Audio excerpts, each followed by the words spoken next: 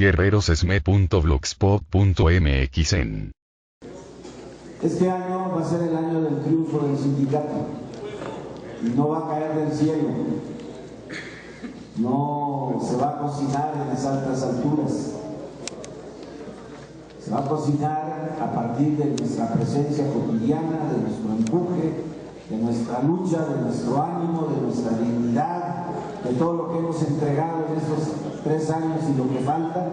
Yo no tengo la menor duda, vamos a ganar, pero cuando se dice vamos a ganar, no será echados en la hamaca, sentados o apoltronados en la sala de nuestra casa, sino con la presencia activa de todos nuestros compañeros de la resistencia y por supuesto del grupo del Colima. Hay un descontento social enorme y eso lo sabe el equipo de Peña Nieto. Por supuesto, el conflicto de nosotros es uno de los más conocidos, dada la resistencia de más de 3 años, desde que ese loco borracho se le ocurrió en plena fiesta de alcohol, empujado por Lozano, tomar la decisión. Ese expediente para acabarnos lo tenían desde hace años, pero predominaba más el juicio, la serenidad de los gobiernos en turno, que no se atrevieron a dar ese paso. Los resultados están a la vista y lo estamos pagando todos. No hubo la creación de empleos que prometió Calderón, no hubo el crecimiento de la economía que prometió Calderón, no hubo la mejora en el servicio que prometió Calderón. Es decir, en cada una de las promesas, falsas promesas, con las cuales buscó el consenso del pueblo y de las organizaciones sociales y patronales, ninguna de ellas se cumplió. Hoy nuestra electricidad es un pésimo servicio realizado por esa cueva de ladrones que anidan en la CFE. Hoy el precio de la electricidad, no solo para el consumidor doméstico, sino también para el comerciante, para la tarifa industrial en sus diferentes rangos. En promedio vendemos la electricidad más cara del planeta. Es más fácil contratar un servicio para un usuario doméstico o para un usuario industrial en Canadá, en los Estados Unidos de Norteamérica, que en nuestro país. Allá pagan apenas la mitad de lo que acá pagamos y allá ganan 8 veces en promedio de lo que aquí devengamos a partir de ese criterio de los salarios mínimos. Por donde se le busque, la decisión fue una decisión mal tomada, equivocada, plagada de errores, de saña, solamente bajo el interés de la ultraderecha de aplastar a un sindicato que les estorba en sus planes de privatización, en sus planes de apoderarse de la fibra óptica, etcétera, etcétera, etcétera. El conflicto no lo creó Peña Nieto, y mal harían él y sus asesores en asumir la defensa de Calderón en un conflicto que ha demostrado que no tiene futuro, que no sea el triunfo del Sindicato Mexicano de Electricistas. La Suprema no es un espacio etéreo en el que esa figura mítica de la mujer con sus alas, su espada y la balanza en la mano toman decisiones sin tentarse el corazón. No, en la Suprema privan los intereses. Cada ministro, y ahí tiene mayoría el PRI, obedece a intereses de grupo, a intereses de facciones, a intereses del presidente en turno. No les queda, bajo la vía jurídico-laboral, más que, o bien, en estos días que estamos avanzando de enero, resolver que el asunto ni siquiera merece una respuesta en términos de sentencia frente a un reclamo de revisión y reconocer el patrón sustituto. Pero esta parte no se va a agotar nosotros aquí y ellos allá. Tenemos que hacer público nuestro reclamo mediante nuestra presencia pública y permanente en la Suprema Corte de Justicia de la Nación. Ya estamos en el 2013 y este es el año del triunfo del Sindicato Mexicano de Electricidad.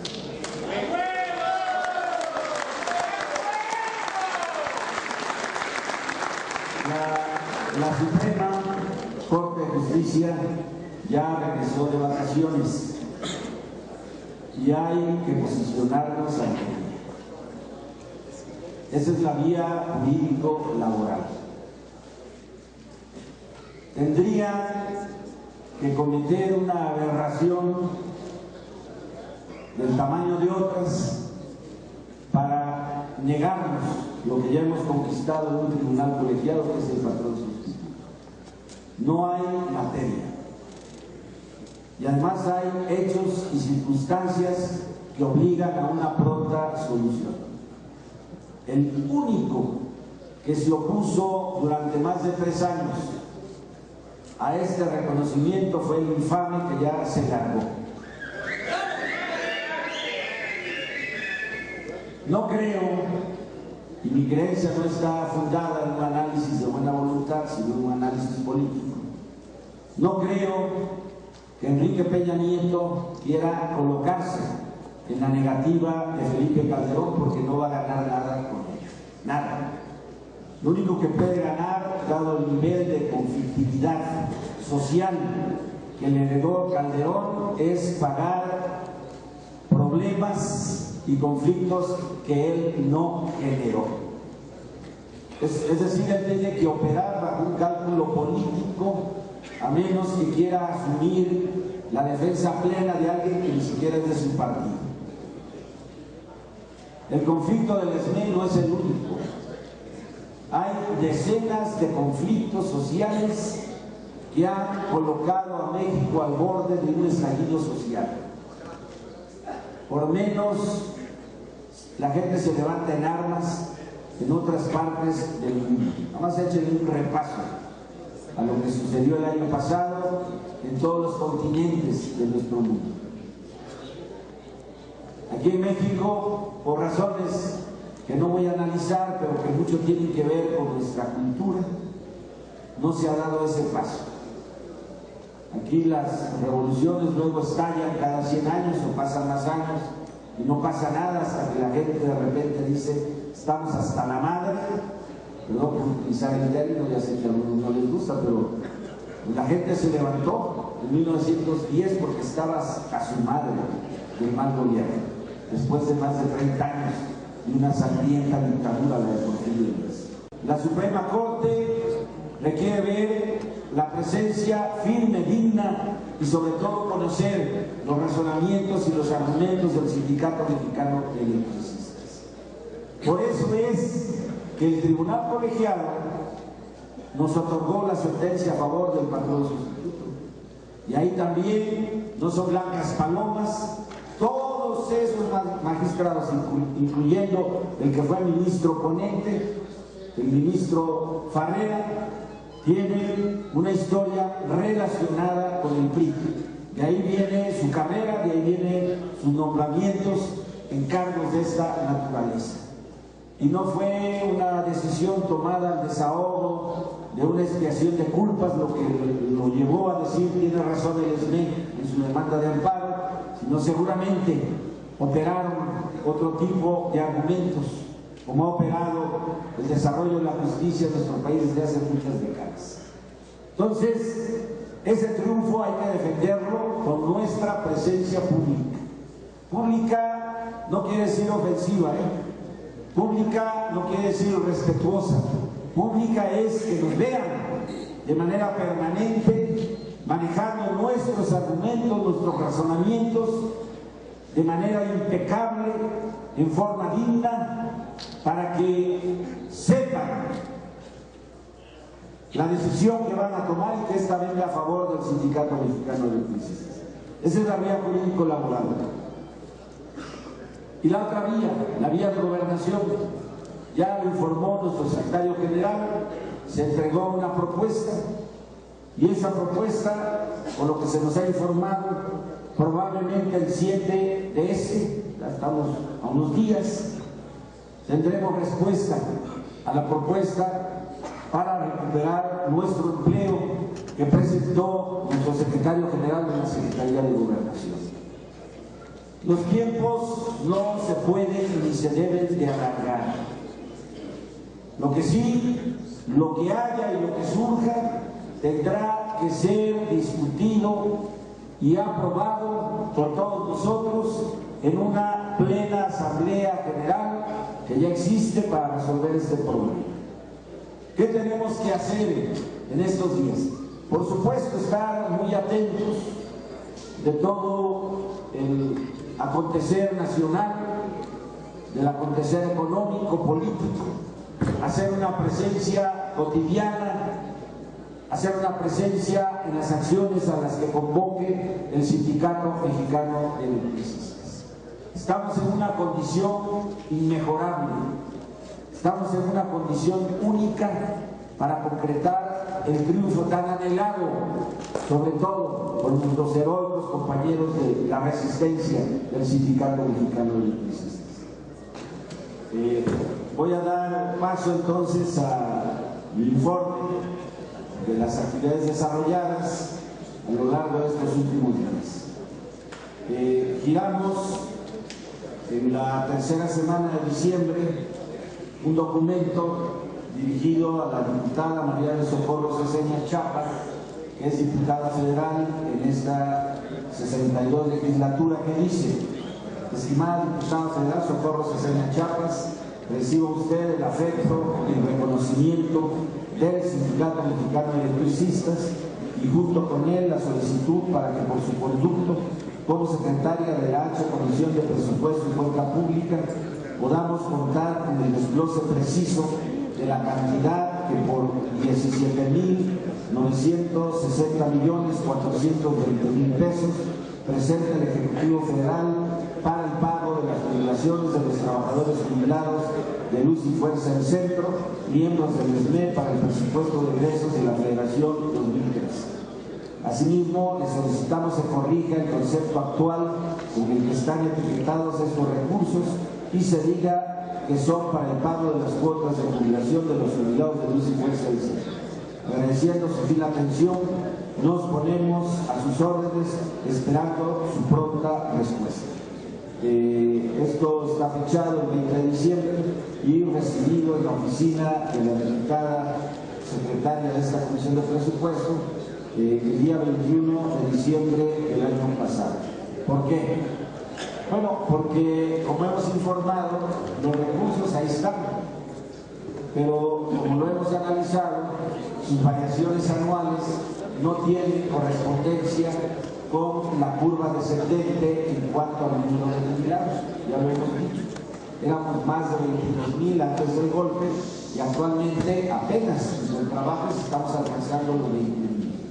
Ahí hay una cantidad grande de compañeros que desgraciadamente han fallecido y por supuesto esa disminución del número de jubilados no se corresponde con las cantidades que desde el 2009 se han manejado para el pago de nuestras cuotas diarias de jubilación.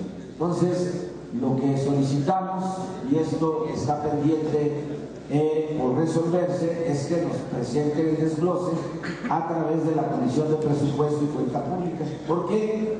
Porque a un cálculo muy somero que hemos hecho, considerando nuestras cuotas diarias de jubilación, nuestras prestaciones, etcétera, etcétera, por supuesto la cantidad no es de la que se habla, no son los 17.960.420.000 pesos.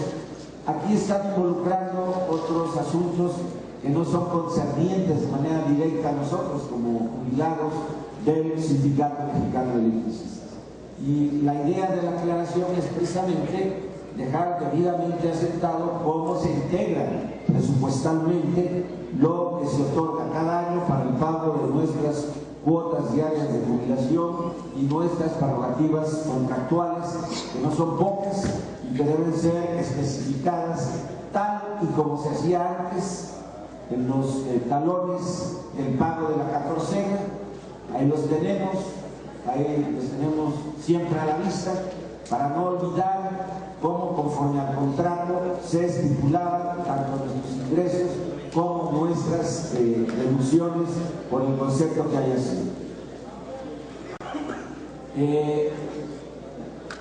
Se reanuda en esta semana las sesiones en la Cámara de Diputados y ya con este documento en la mano vamos a ser citados para iniciar esos trabajos de desglose y las debidas aclaraciones en cuanto a los conceptos que etiquetan recursos presupuestales para el pago de nuestras cuotas diarias de jubilación.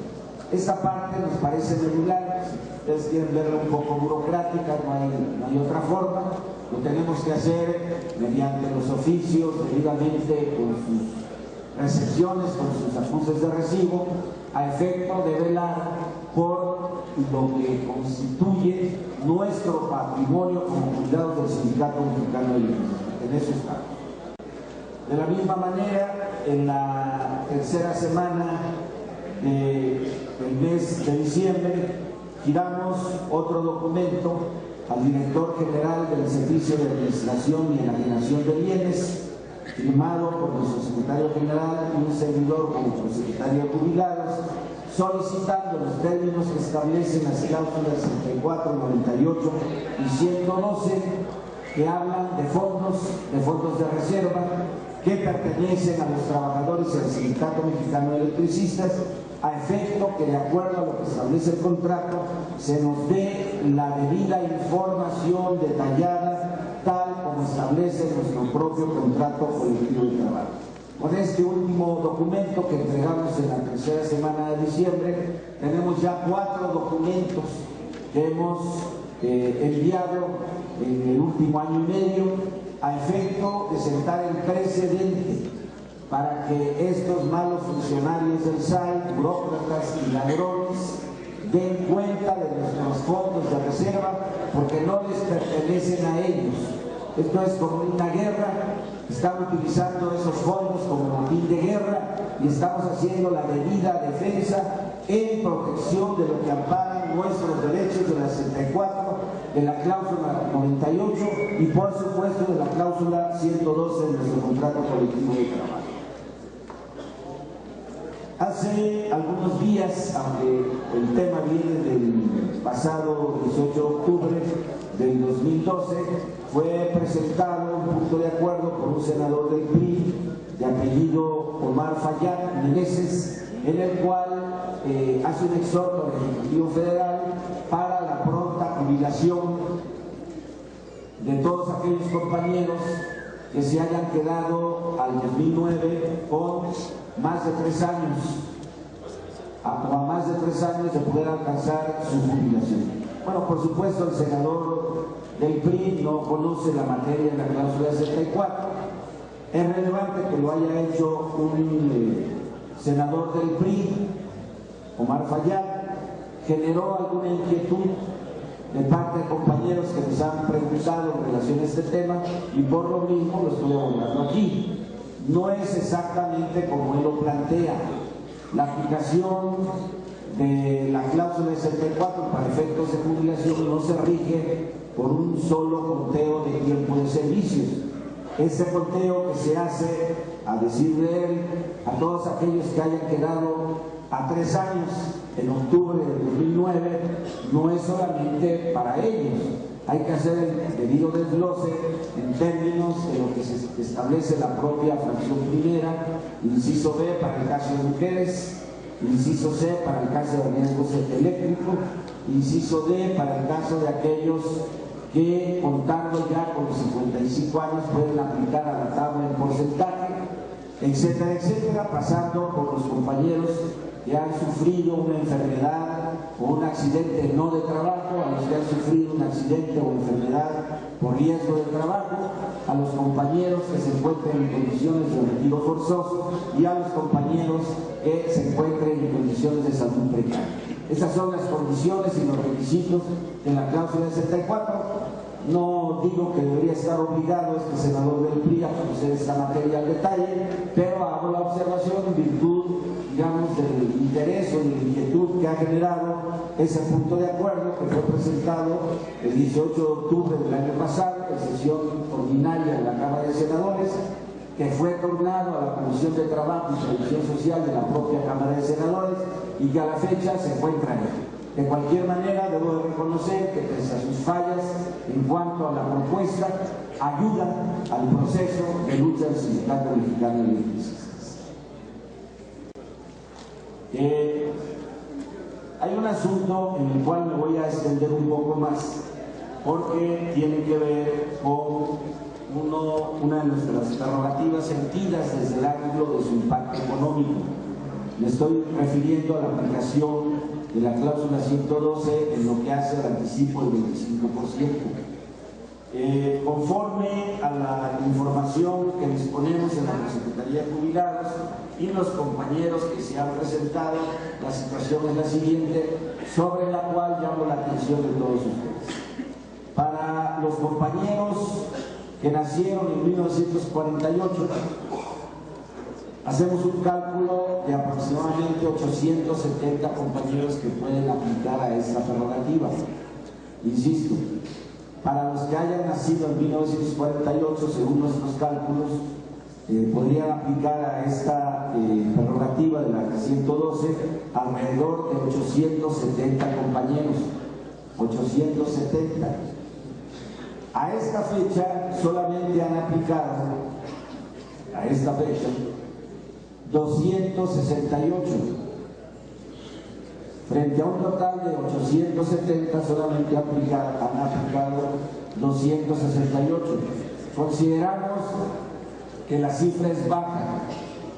¿Qué es lo que nos preocupa? Nos preocupa que avance el tiempo siga corriendo y que los compañeros lleguen tarde, si es que llegan. De cualquier manera es una prerrogativa que no se pierde. Vamos a suponer que de los 870 hay compañeros que declaran, se les barre, se les olvida o lo que sea y no aplican. Bueno, lo pueden hacer el próximo año, lo pueden hacer de aquí a 2 años, pero hemos sido muy rigurosos en la aplicación de esa prerrogativa por el impacto económico que acarrea y precisamente para darle vigencia mediante su aplicación a esta parte de la cláusula 112 de su contrato colectivo de trabajo. Entonces, estamos bajos, estoy informando con tiempo suficiente a efecto de que nadie se llame después a que no se le informó, que no fue avisado, que por lo mismo no pudo aplicar y fijar alguna responsabilidad sobre nosotros. Desde el 15 de octubre entregamos este documento, lo entregamos aquí, lo posteamos en internet, o sea, por diversas vías hemos informado para la aplicación de esta prerrogativa, señalando los requisitos que se requieren de acuerdo al propio contrato colectivo de trabajo. Y para darle toda la formalidad, dada el número reducido de quienes están haciendo aplicación a esta prerrogativa, vamos a publicar, vamos a pegar en el pizarrón de la Secretaría de Jubilados este listado, a efecto de que todos se consideren informados, y le vamos a pedir a nuestros compañeros representantes del grupo de jubilados a través de nuestro compañero representante propietario principal, Carlos Magarillo, que les vamos a entregar copia de ese documento a efecto de que nos auxilien para localizar a los compañeros, 2/3 aproximadamente, que no se han presentado a entregar sus documentos. Entonces, todavía estamos a tiempo, pero no queremos que este tiempo se agote y por lo mismo vamos a proceder de la forma en que lo he señalado. Y dentro de esa misma perspectiva, tengo ya aquí a la vista una relación de 72 compañeros que han hecho aplicación a la cláusula 112, pero bajo el concepto de salud precaria. Se puede decir que tenemos la lista integrada, completa. Hablo de 72 porque desafortunadamente en este espacio de tiempo transcurrido del mes de diciembre para acá, para ser más precisos, del 15 de octubre para acá, han fallecido 2 compañeros. La relación ya está integrada. Le hemos pedido al doctor Verdiguel que nos haga el favor de examinar los expedientes a efecto de dar una calificación del 1 al 3 para valorar el nivel de salud precaria de cada uno de los solicitantes. También ya la tenemos. Y antes de que este documento lo transformemos en un oficio solicitando la aplicación de la 112 para compañeros que se encuentran en situación de salud precaria, también vamos a publicar esta lista, la vamos a entregar a la Comisión de Trabajo, pues para que si algún compañero no ha hecho aplicación, la inclusión sea a partir de la calificación médica y no solamente por el turno que en tiempo cada uno de ellos haya hecho esta aplicación en la Prosecretaría de Jubilados. Esta parte es muy relevante porque son 70 casos anuales, a diferencia de la 112 para todos, en donde la prerrogativa no está limitada en cuanto a número, que pueden ser todos los que reúnen el requisito. ¿Sí? En el caso de la salud precaria sí hay una limitación en cuanto a casos anuales. Y el problema que hemos tenido es que algunos compañeros se presentan a destiempo cuando la información ya ha sido enviada, en este caso al SAE, y eso nos dificulta el poder garantizar esa prerrogativa para los casos más extremos, urgentes o graves de aplicación de la cláusula 112. En el mismo sentido, en la última semana del mes de diciembre le solicitamos al licenciado Óscar Alzaga, viejo conocido de todos nosotros. Él ha sido asesor jurídico de nuestro sindicato, ha participado también como asesor en algunas revisiones del contrato colectivo de trabajo, nos ha nutrido con su experiencia como abogado laboralista en temas que le hemos planteado y recurrimos a él solicitándole una opinión en cuanto al alcance, el fundamento y la formalidad para que los jubilados también podamos ser incluidos en la demanda por afectación directa e indirecta de la reciente reforma a la Ley Federal del Trabajo. Lo que él nos ha enviado como una respuesta, le voy a dar lectura y a continuación voy a comentar los documentos que nos ha presentado. Dice: estimado Antonio, el texto puede ir después de los formulismos iniciales para legitimar el carácter de trabajador del jubilado o pensionado con la primera tesis. Con la segunda tesis es para ser representado por un sindicato, como en el caso del SME, u otro similar que lo reconozca como socio. Otros sindicatos que los excluyen no pueden ser representantes. Entonces, solo como trabajador representado por su abogado, la tercera jurisprudencia es para reforzar que los derechos de los jubilados son de carácter imprescriptibles ante cualquier medida que limite o pueda negar sus derechos. Va una propuesta. La propuesta, en términos de formato, dice lo siguiente: los jubilados o pensionados que en adelante se presentan como actores de la presente demanda de amparo son trabajadores jubilados o trabajadores pensionados, según se especifica, que deben tener ese reconocimiento por la autoridad, tal y como lo señala la tesis que presentamos. Y nos presenta el licenciado Alzaga una tesis de la cuarta sala de la Suprema Corte de Justicia de la Nación, con fecha 4 de abril de 1951, que dice: jubilación no entraña ni significa que el trabajador deje de tener este carácter y por tanto siguen siendo aplicables en favor del trabajador los preceptos del contrato ley que rija sus relaciones obrero-patronales en cuanto sean pertinentes a su nueva condición de jubilado, sin perder el carácter del trabajador. Los trabajadores que sean jubilados tienen derecho al cumplimiento del contrato colectivo o individual que les corresponda, pues la jubilación no desnaturaliza su carácter de asalariados y obreros.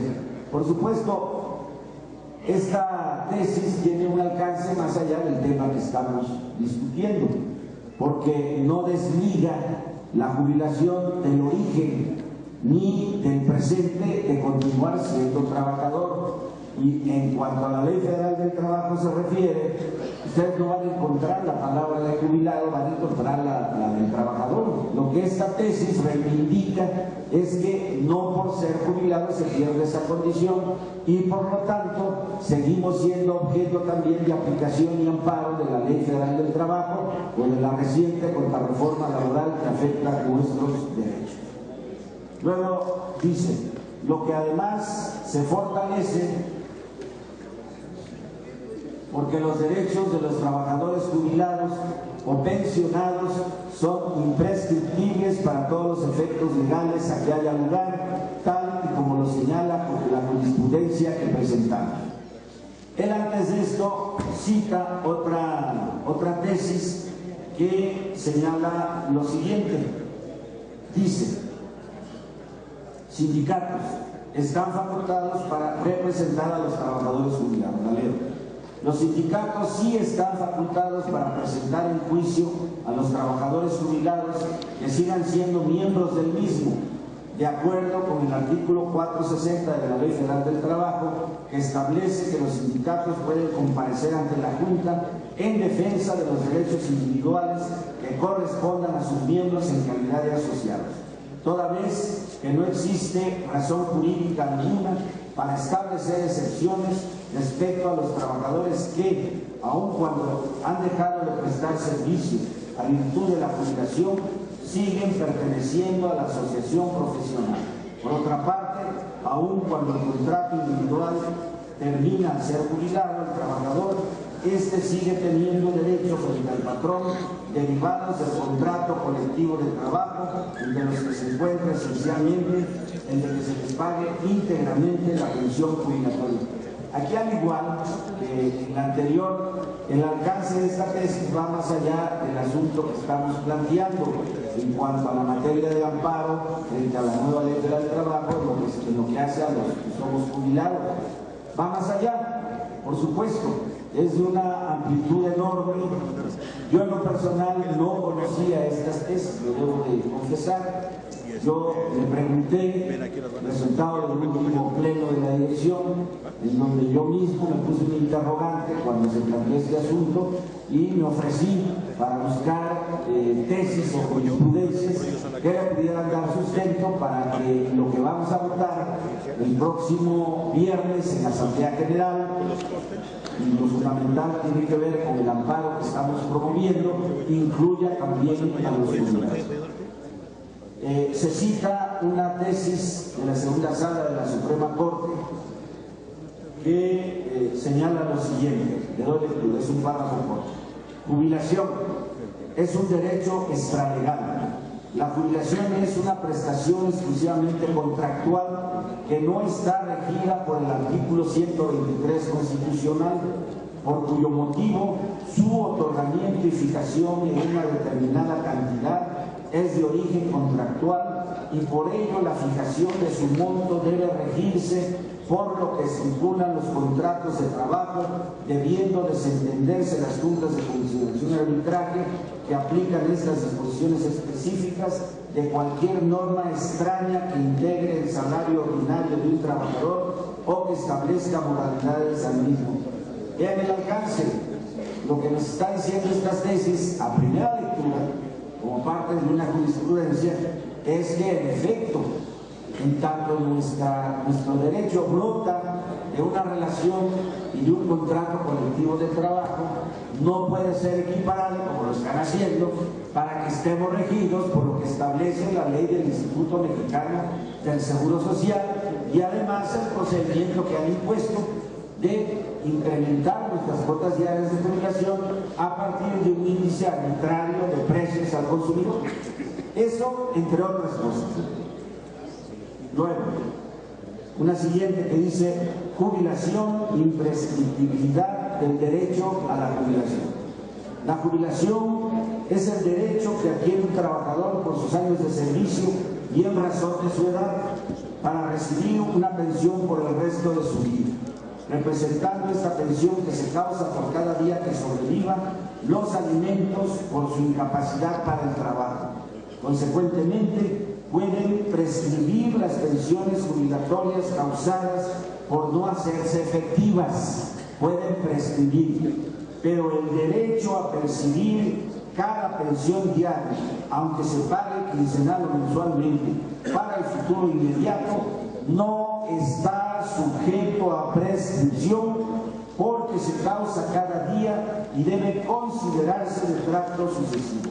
En esa razón, prescribe el derecho a cobrar las diferencias entre la pensión que haya percibido un trabajador y la que legalmente le corresponde, pero no prescribe el derecho a la rectificación entre lo que se paga y lo que legalmente debe cubrirse, porque el error da lugar a la rectificación y porque además equivaldría a un lucro indebido por parte del demandado. Esta parte, en mi opinión, pues es extraordinaria, porque se relaciona íntimamente con una misma parte que tenemos en el contrato colectivo de trabajo, que señala que nuestra cláusula 64 en cuanto al derecho a la jubilación tiene un carácter de imprescriptibilidad.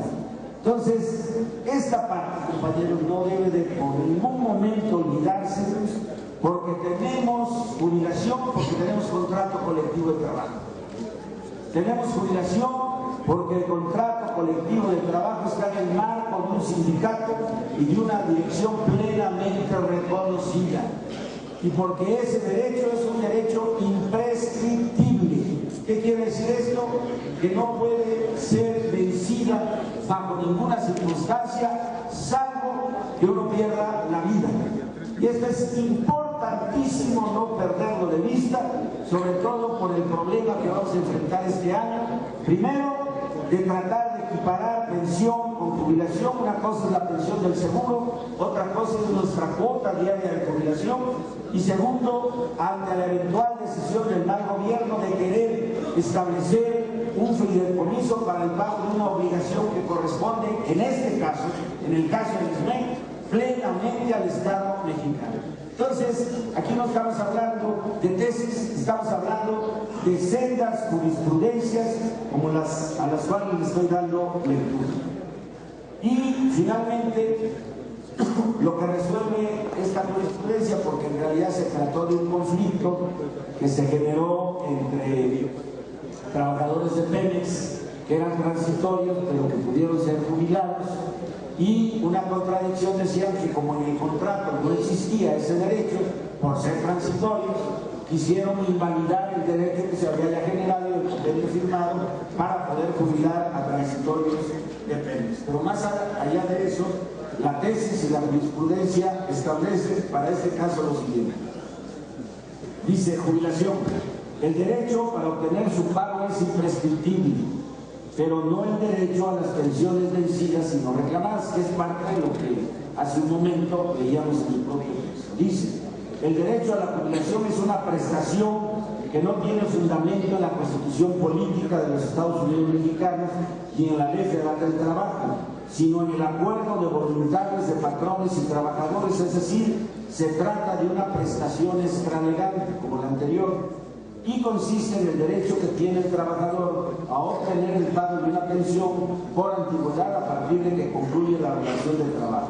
Por lo que debe de entenderse que el derecho para reclamar su pago no es susceptible de prescribir, en virtud de que se trata de una prestación que se devenga diariamente, prescribiendo únicamente las acciones para demandar el pago de las pensiones vencidas y no reclamadas, que de eso sabemos algo.